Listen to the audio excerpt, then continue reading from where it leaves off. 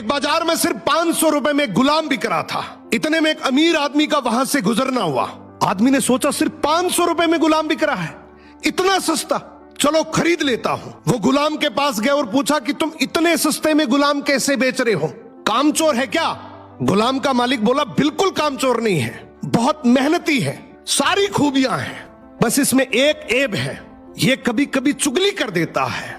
आदमी ने मन ही मन सोचा कि घर में मैं और मेरी बीवी तो है, अगर ये चुगली करेगा भी तो किससे करेगा, खरीद लेता हूं।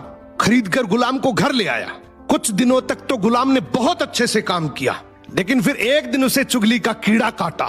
वो सबसे पहले उस आदमी की बीवी के पास गया और बोला, मेम साहब आपको पता है साहब का बाहर किसी औरत के साथ चक्कर चल रहा है। ये सुनते ही औरत सकते में आ गई और जोर जोर से रोने लगी। गुलाम बोला, अरे मेम साहब आप रो मत, हिम्मत रखो, मेरे पास इस चीज का पक्का इलाज है। मैं एक बाबा को जानता हूं जो आपकी इस मुसीबत को जड़ से खत्म कर देगा।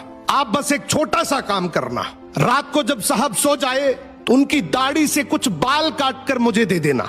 औरत तैयार हो गई। फिर वो गुलाम वहां से उठा और आदमी के पास गया। उसने बोला, साहब क्या आप जानते हैं मेम साहब का बाहर किसी आदमी के साथ चक्कर चल रहा है। ये सुनते ही आदमी आग बबूला हो गया। गुस्से में आकर उसका गिरेबान पकड़ लिया और बोला, तू मेरी बीवी पर इल्जाम लगा रहा है। गुलाम बोला, आपको मेरी बात पर यकीन ना हो तो रात को आप सिर्फ सोने का नाटक करना, आज रात वो आपको मारने वाली है।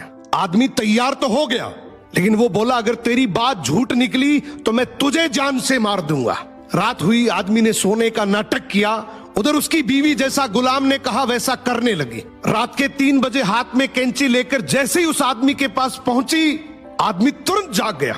अब इस